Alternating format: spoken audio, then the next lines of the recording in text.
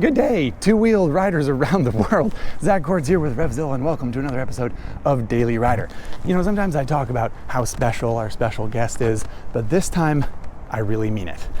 That is an RC30, Honda's original world superbike, a 750cc V4 and one of only a few hundred examples that were imported to the United States in 1990. It sold back then for $15,000. This one sold recently for $35,000. It's legendary, to put it simply. And luckily, our friends at Iconic Motorbikes Auctions have loaned us this bike so that we can experience one of the most celebrated and successful world superbikes of all time. I got goosebumps. Here we go.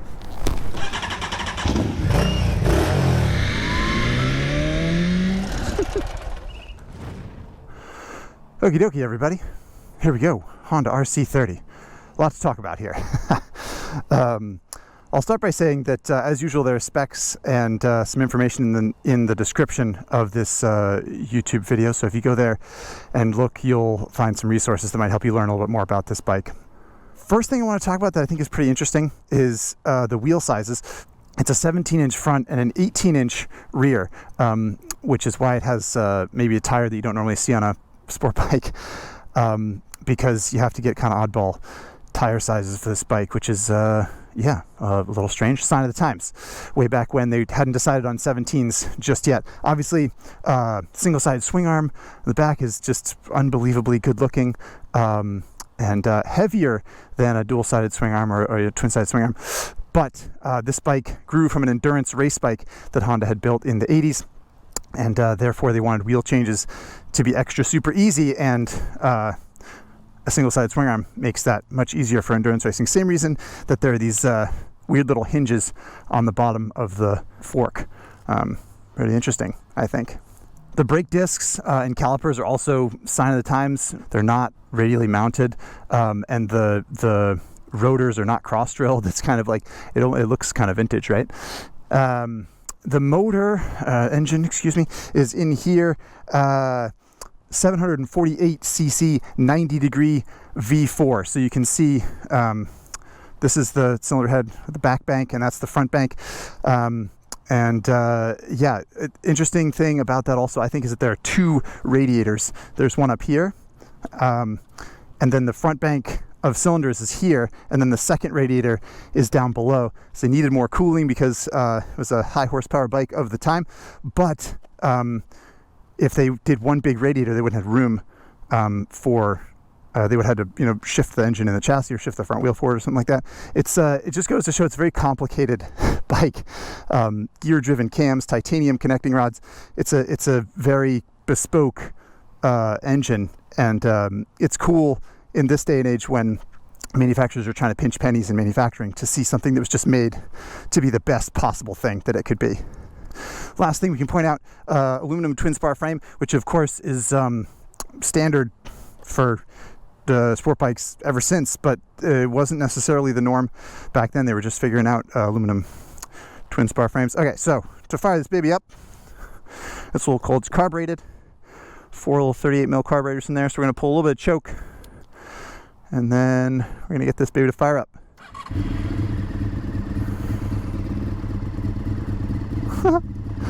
It's remarkably polite bike, actually, considering the racing heritage. It does have an aftermarket exhaust on it, which normally I don't like to do on Daily Rider, but I figured if there's one bike we're going to hear a little bit more than any other bike, RC30 is okay with me.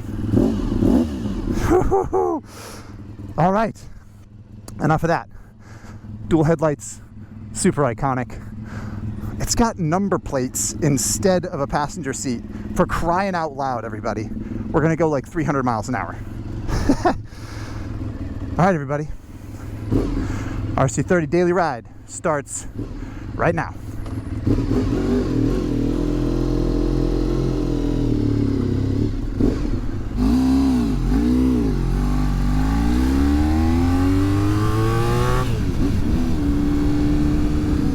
All right, so as usual, we're going to talk about specs right off the bat. I mentioned the engine size and that sort of thing.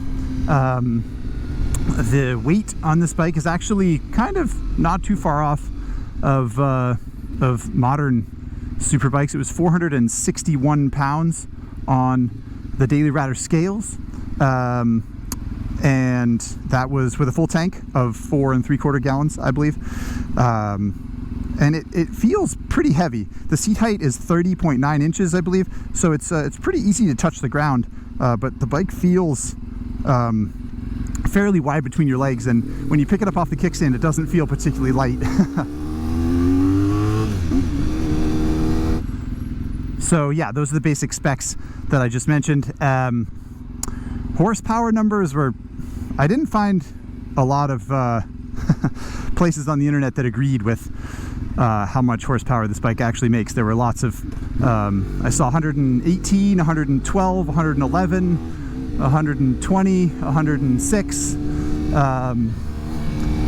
and then lots of you know, caveats about like how much the bike actually makes at the rear wheel. Again, saw 78, 82, 92, 88, just kind of all over the map. So the numbers I have in the description of this video are the ones that Honda claimed, as far as I could tell, when the bike was new, which was 118 horsepower at the crank and I think 51 or 56 foot-pounds of torque. So the numbers are not that high, and you know, we'll talk a little bit about that as we ride. It's not a particularly fast bike, and nor is it particularly light, because it's old, you know? It's an old guy. Gotta, you know, can't have expectations that are too high here. Here we go.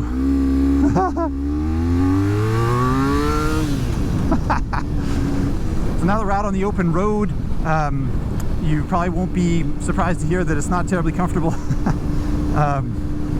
for riding like this. You know, a lot of weight on your wrists, that kind of thing. But like I said, the seat is surprisingly comfortable, actually. It doesn't even look very soft or kind of like shaped to be with the rider's comfort in mind, but it's actually really not bad at all. The engine is so under stressed at this speed that there's not a lot of vibration. It just sort of pulses along and feels perfectly comfortable. And of course, if you pop down a couple gears and open the throttle, things happen pretty fast. I mean, you know, not a hugely fast motorcycle, but it makes a heavenly howl and pulls really well all the way through the rev band. The fuel mileage figures that I got from the previous owner of this bike, my friend Abby at Bike Curious, he said 33 miles to the gallon, and he basically said when the trip meter gets to 105 miles, he expects to have to spin the petcock from on to reserve, and then start looking for gas stations.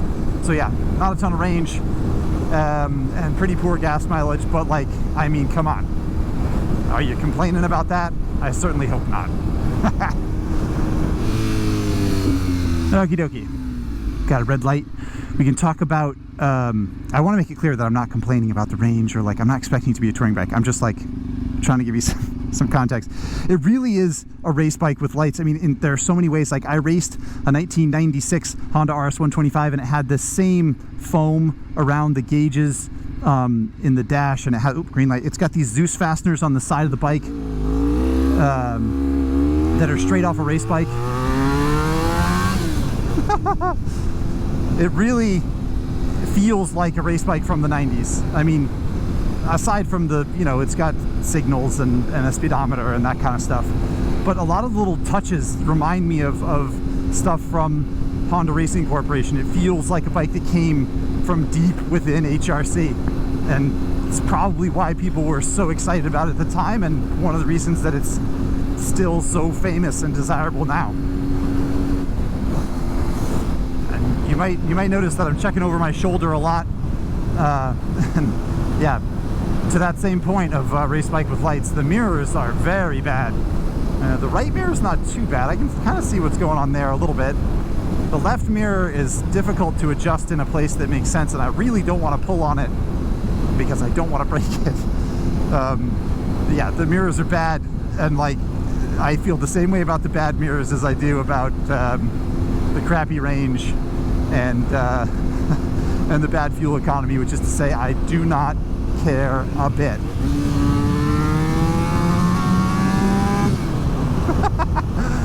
Oh, my god, it's so flippin' cool.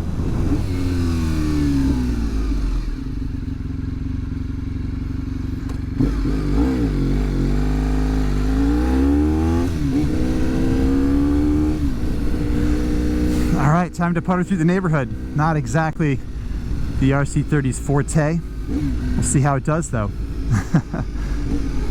I haven't actually made any attempts at footless stops yet on this bike, so we'll see. Nope. First one didn't go so well, but I don't know. I think there's potential. The RC30 has a famously tall first gear. It was always known for just being like punishingly tall first gear that was difficult, and you had to slip the clutch constantly, and that's all the articles I read from back in the day said that, and I've heard that anecdote, read that anecdote a few times. But here we go. Oh, no, nope, didn't do that one either. I'm also very scared of tipping this bike over, obviously. I really don't want to make that mistake. But back to first gear, I didn't find it that bad. I think there are a couple reasons for that. One, modern superbikes are terrible. I mean, a new R1 or RSV4, like, yeah, the first gear is so tall. An R1 will go 100 miles an hour in first gear. So this first gear, as we leave the stop sign here, beautiful, the stop, nope, too nervous. But you can see, like, the clutch is all the way out. I'm going 10 miles an hour, 2,500 RPM. It's totally reasonable. I think it's geared quite nicely, actually, and even though the ratios are close, 6th is still really tall, and like I said, it just thumps along the freeway, or you know, whatever, going 70, 80 miles an hour is no problem at all. So yeah, I didn't find the gearing to be bad at all. In fact, I think it's right on the money. Come on, we got this. We can do it for the stop. Huh. Oh, whoa, that guy just ran that stop sign straight up, which I was not quite ready for. We did get a footless stop in the books though. A lot of the stuff you interact with on the bike, really gotta focus, but I got a second one. A lot of the stuff you interact with, like the clutch, it's a hydraulic clutch, and there's a surprising amount of feel and precision, and the transmission is just gorgeous. It's so good. It's like a, I don't know, it's like biting into a dessert that you can tell the chef spent 3 hours on. It's just, it's so well made. It's really, really terrific. It's positive. You just like never ever have any questions about the transmission when you put it, when you shift gears or anything. I haven't hit a single false neutral on a 30-year-old bike, and I mean, it's just, the throws are really short and precise. It's just fantastic. It's a really excellent transmission. So all that helps, you know, the stop sign test, even though, God forbid, you ride this bike stop sign to stop sign. Away we go. The other thing, there we go.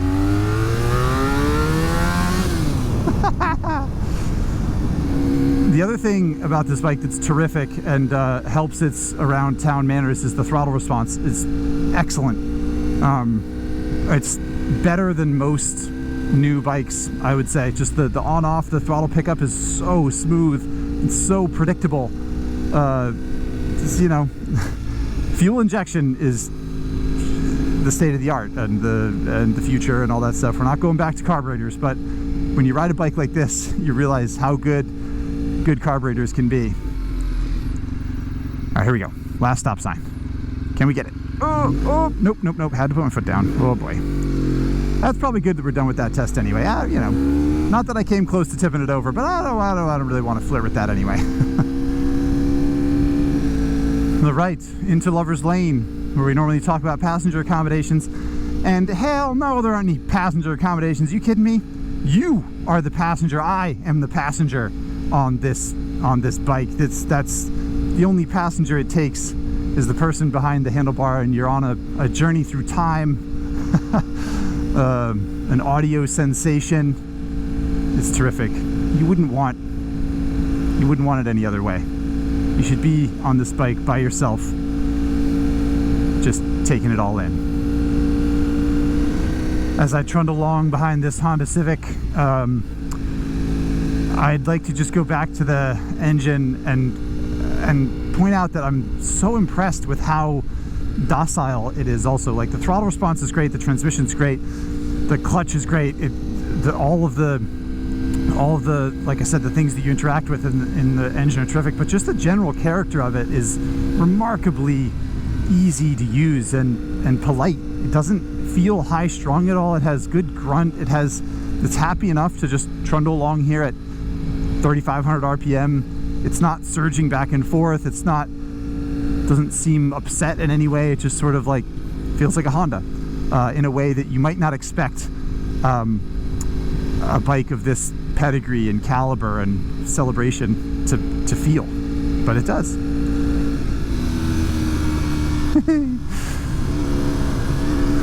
Not setting any world records in the twisty roads as usual, but man, this is where this bike really comes alive. It feels so good. Just get one cheek off the side of the seat, a little bit of body English, and it just settles into corners. It's so stable. One thing that's interesting, I think, is that a lot of the anecdotes and stories that I read about the bike soon after it came out, or what it was famous for, is being so agile and nimble and being able to change direction so quickly and that kind of thing. And it does not feel that way to me. Granted, a lot of times passed. I should say that about the gearing as well. I think the gearing's right on the money, but I wasn't actually able to confirm that this bike has exactly stock gearing from the factory. I think it does, but I don't know. And I don't know exactly what suspension changes have happened over the years or whatever, but it's really, really direct in a set of corners and so stable. It's not that it changes direction really quickly, it just feels so excellent when you're in the middle of a corner. It doesn't feel like it's going to make any weird movements, and I can see how a chassis like this would be a favorite of racers for many years. All right, back onto surface streets, and we can light the fuse for just a second here.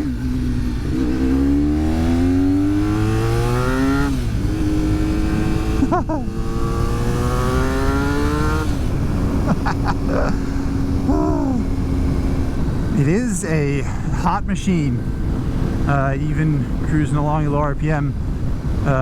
You get a lot of heat coming out underneath your thighs, and even at slightly lower speed from just below the triple clamp, like where the radiators are, which sort of makes sense. And this is, you know, some like Ducati Panigales, Aprilia RSV4s are famous for barfing a lot of heat on your legs, and this is the same thing. V4, it's got 2 cylinders right underneath my you know, the middle of me, and there are exhaust pipes there, plus the heat coming back from the radiator up in the front. And yeah, same basic setup. When you got exhaust pipes coming out the back like that, it's hard to keep them cool, and they end up dumping a bunch of heat on your legs. But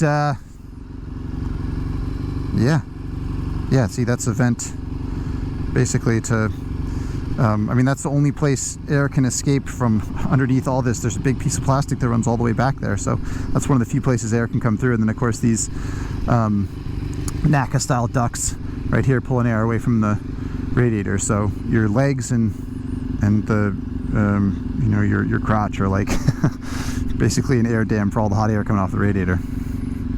Haven't really talked about the dash, have we? Oh gosh, okay. Speedo on this side. Speedo goes up to 185 miles an hour. That's very impressive, I think we can agree. And then, yeah, big tack in the middle, revs to 12,500. Very impressive. And then coolant temp gauge on the right. And then down here, just turn signals, oil pressure, high beam, neutral. That is it. Oh, and a trip meter and odometer that are in the Speedo there. I love this aspect of older bikes, you know. I mean, this bike is special for so many reasons. But it's I love that the thing about this bike isn't whiz bangs and doodads. The thing is, you're on this bike. It's getting very hot. I'm gonna go to the front of the line here. Excuse me, everybody. Very much thank you. World Superbike legend here. Just gotta go to the front, gotta go to pole position. It's getting very uncomfortable. Temp gauge is way up there.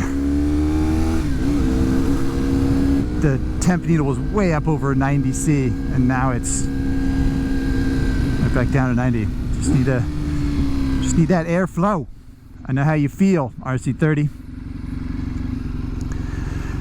These are those racing fasteners I was talking about before, the Zeus fasteners that, yeah, that come stock on factory HRC bodywork for 90s Honda race bikes. You just unclip this guy and you can pop the fairing off. Do it by hand. It's so flippin' cool. And like the vent at the front of the gas tank, it's just like, it's all so, I just love it.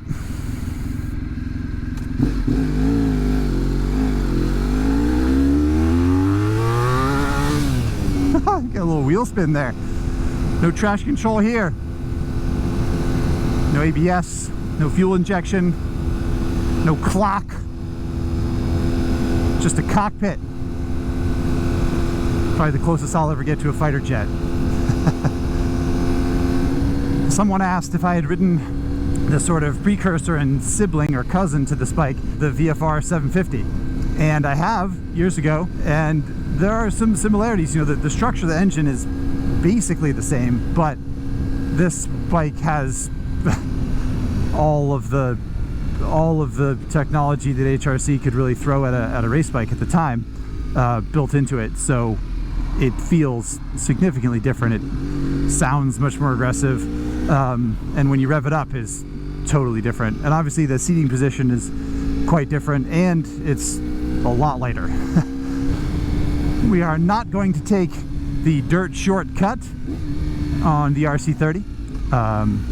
I hope it's obvious why. But anyway, we're just going to avoid that. We're going to assume that it's not a great dirt bike, and we're going to count our blessings that someone let us ride this bike at all. Over the train tracks, and this is usually where we experiment with a wheelie, and I guess tradition is tradition, so here we go.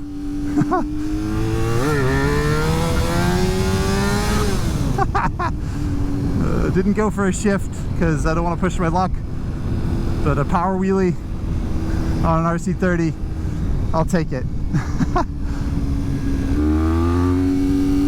Maybe a little back in here.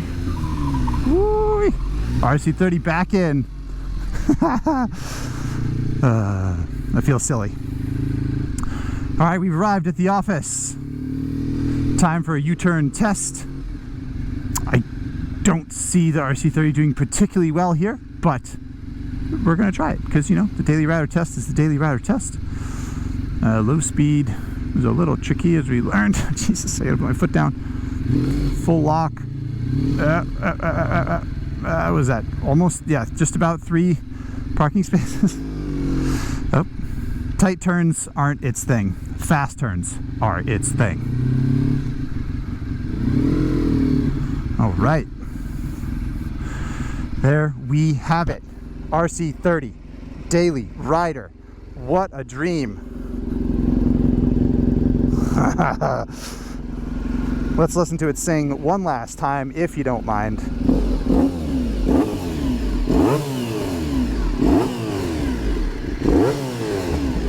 Ugh. I don't know what else to say. I kneel before thee. Okie doke, time for Instagram questions.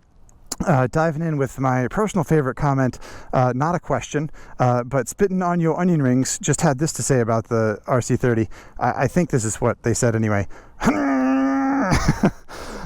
Which is exactly how I felt about it, and I wanted to share that because it made me chuckle. Next question is from Phil Herbert, who asks, are modern superbikes really that much better than these old classic bikes? And that's a good question. I'm not sure exactly what you mean by better, Phil, but I'm going to take a stab at it. Yes, is the short answer. Modern superbikes are much, much faster. They're lighter in a lot of cases, and they are just sharper and more evolved. I mean, they're newer, and it shows. But as far as a riding experience, I don't know really that you get much more. I mean, this is a bespoke, incredible example of a vintage superbike, so it's a little hard to have this be the standard torchbearer, but I would certainly just as soon ride this through canyons than a modern sport bike, just because it's special and it sounds amazing and it feels great, and it doesn't matter how fast you go on the street, in my opinion. So I hope that helps, Phil. Next up, Razor Lock asks, I'm too young to even come up with a question for this one, but how do you adjust the chain tension on a single-sided swing arm? Good question. And I did a little bit of research here. It's very hard to see, but yeah. So between the chain and the back of the swing arm here is a little disc that you can put a C-spanner on and you can pull. Basically, the way that it works is it's an eccentric piece of metal in there that when you turn it, the placement of the center of the chain, the axle ostensibly, moves. So it will move forward and back when you rotate that dial, and that's how you do it. And of course, everything is inboard of the outside of the wheel. So when you take the wheel off, the disc stays in place, the chain stays in place, all that stuff. Again, to do with endurance racing, which is pretty cool. Next question is from Amigo Jefe, who says, which of the RC30's qualities are missing in today's sport bikes? Alternatively, what do modern bikes have that you would like to see on the RC30? Good question. So first of all, qualities that the RC30 has that are missing in today's sport bikes, I guess I would just say kind of simplicity and purity. And I can't deny that modern bikes are safer because of all the rider aids that are available, and that's great. But I appreciate that the RC30 is just really, there isn't a lot to focus on. There aren't adjustments to be made. You're in it for the ride, and I feel like I really appreciate that aspect of bikes from this era, and especially this one. It's unique, and there are a lot of unique modern superbikes. Lucky to live in an age when companies are still innovating and stuff, but yeah, the simplicity has gone out the window. As for what modern bikes have that I'd like to see on an RC30, front ABS. That's the only thing I would do if I could just snap my fingers and magically do that. We didn't really talk about the brakes. The brakes are not great. Sorry about that. There's decent bite, but not a lot of power. When you really pinch the lever, it's like it stops, but not in a way that you'd expect for a performance bike. They're just, they're old, and that's what you get with old brakes. Last question is from Warbird, who says, I've always lusted after the RC30. Is this an instance where it's best to never meet your heroes, or is this bike amazing in reality?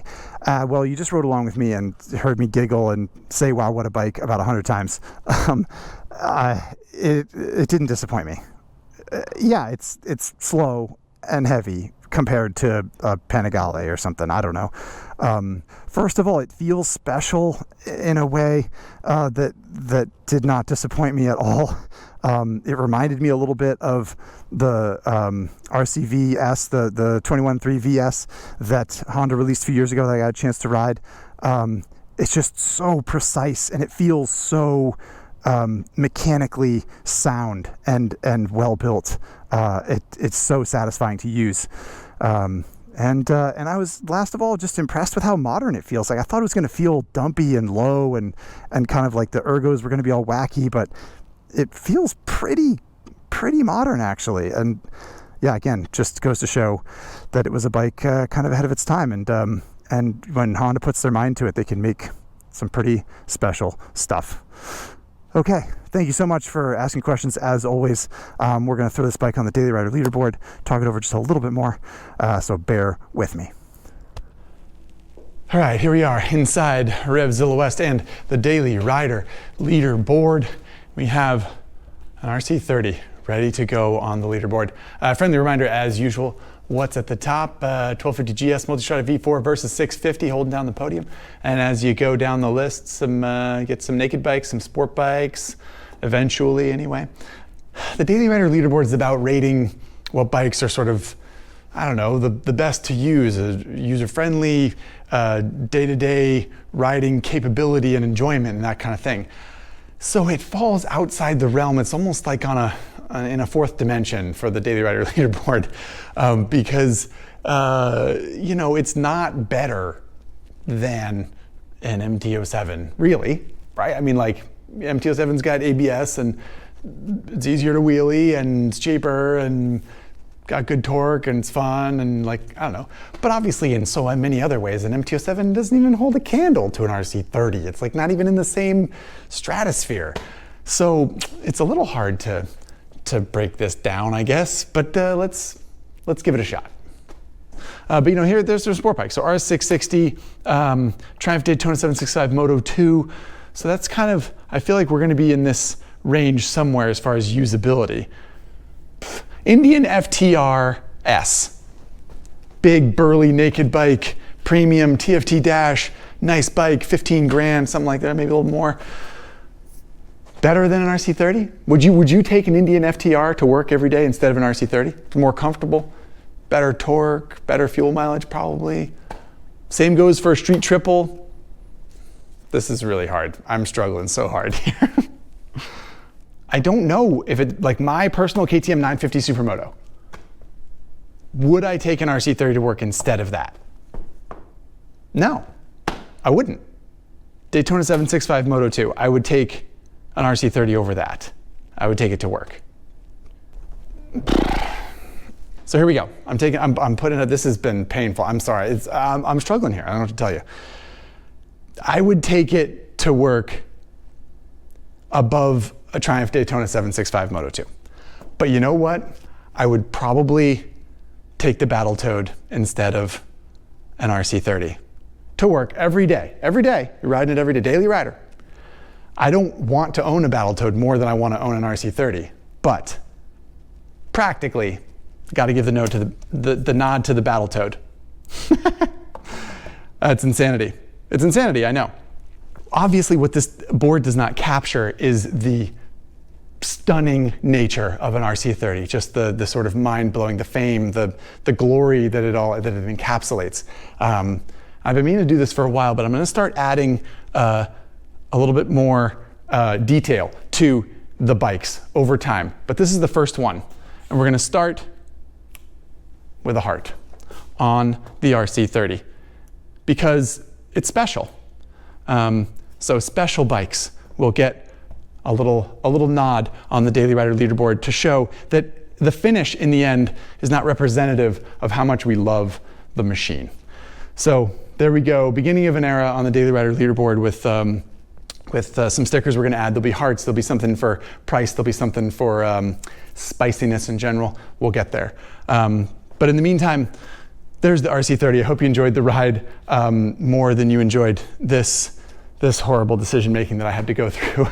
I really hope you learned something about the bike. I hope you had fun along the way. And as usual, I hope to see you next time on Daily Rider.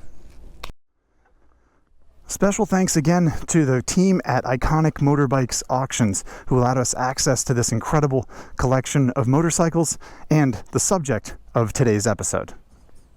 Old Kowalski, ooh, Trail 110, ZX7, an RS125, huh? V4 two-stroke Honda, Ducati Desmosedici in white.